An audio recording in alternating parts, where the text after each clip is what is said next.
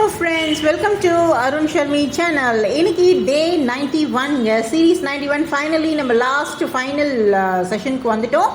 So இந்த வீடியோவில் இந்த vlogல என்ன ஆக்டிவிட்டி என்ன எக்ஸசைஸ் பண்ண போகிறோம் அப்படின்னு பார்த்தீங்கன்னா லெக் ரேஸ் எஸ்எல்ஆர்னு சொல்லுவாங்க, ஸ்ட்ரெயிட் லெக் ரேஸ்ன்னு சொல்லுவாங்க. சரிங்களா?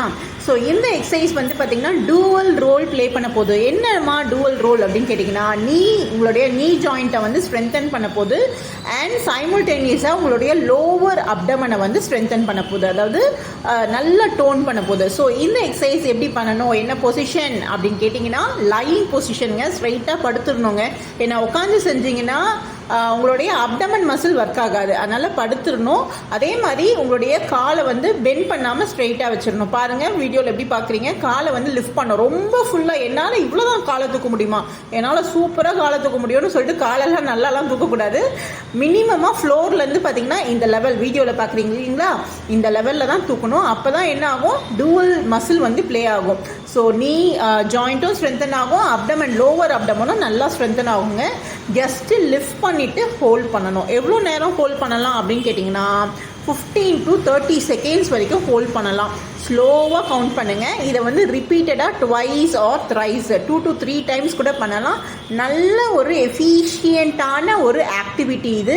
ஸோ கண்டிப்பாக ட்ரை பண்ணி பாருங்கள். இதில் பெருசாக ஒரு ஸ்ட்ரெயின் எதுவுமே தெரியாது, ரொம்ப சிம்பிளிஃபைடான ஒரு ஆக்டிவிட்டி தான். பட் இதோடைய ரிசல்ட்ஸ் வந்து பார்த்திங்கன்னா சூப்பராக இருக்கும். ஸோ கண்டிப்பாக ட்ரை பண்ணுங்கள்.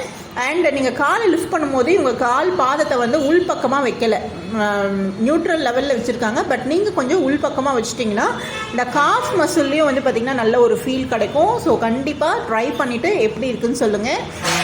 அண்ட் நம்மளுடைய கவுண்ட்ஸ் வந்து கேட்டிங்கன்னா ஆல்ரெடி இன்ஃபார்ம் பண்ணியிருக்கோம். 15 கவுண்ட்ஸ், 15 செகண்ட்ஸ் to 30 செகண்ட்ஸ் வந்து ஹோல்ட் பண்ணலாம்.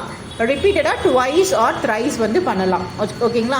அதே மாதிரி இந்த அப்டமன் எக்ஸசைஸ் பண்ணும்போது கண்டிப்பாக ஃபுல்லாக சாப்பிட்டு ஐயோ அப்டமன் பெருசாகிடுச்சு, கண்டிப்பாக இதுக்கு ஏதாவது பண்ணணும்னு சொல்லிட்டு தயவுசெய்து ட்ரை பண்ணுறாதீங்க. ஏன்னா கிராம்ப் வந்து ஃபார்ம் ஆகிடும், ப்ராப்பராக வந்து பார்த்திங்கன்னா அந்த டைஜஷன் வந்து போய் ஒர்க் ஆகாது. ஸோ அதனால் எம்டி ஸ்டமக்கில் தான் பண்ணணுமா அப்படின்னா கிடையாது. நீங்கள் சாப்பிட்டு ஒரு 2 hours கேப் எடுத்துகிட்டு நீங்கள் பண்ணிங்கன்னா பெஸ்ட்டு. எப்போ எக்ஸசைஸ் பண்ணலான்றது நம்ம ஆல்ரெடி இன்ஃபார்ம் பண்ணியிருந்தோம். மார்னிங் பண்ணால் பெஸ்ட்டு, இல்லைனா ஈவினிங். ஸோ பண்ணுறது ரொம்ப பெனிஃபிஷியலாக இருக்கும். இல்லை எங்களுக்கு வந்து வேலைலாம் முடிச்சுட்டு ஆஃப்டர்நூன் தான் எங்களுக்கு டைம் இருக்கும் அப்படின்னா தாராளமாக பண்ணலாம். பட் ஏதாவது ஒரு ட்ரிங்க் ஏதாவது குடிச்சிட்டிங்க, ஜூஸ் ஏதாவது குடிச்சிங்கன்னா ஒரு 20 minutes கேப் கொடுக்கணும். இல்லை நான் சாலிட் ஃபுட் சாப்பிட்டேன்னா 2 hours கேப் கொடுக்கணும். அதுக்கப்புறம் பண்ணால் தான் அந்த எக்ஸசைஸோட யூஸ் நம்மளுக்கு ஃபுல்லாக கிடைக்கும். சரிங்களா? ஸோ கண்டிப்பாக ட்ரை பண்ணிவிட்டு எப்படி இருக்குன்னு சொல்லுங்கள். ஸோ டூவல் மசில் ஒர்க் பண்ண போகிறீங்க. நெக்ஸ்ட் வீடியோவில் பார்க்கலாம். தேங்க்யூ ஃபார் வாட்சிங் அ சேனல். Keep supporting.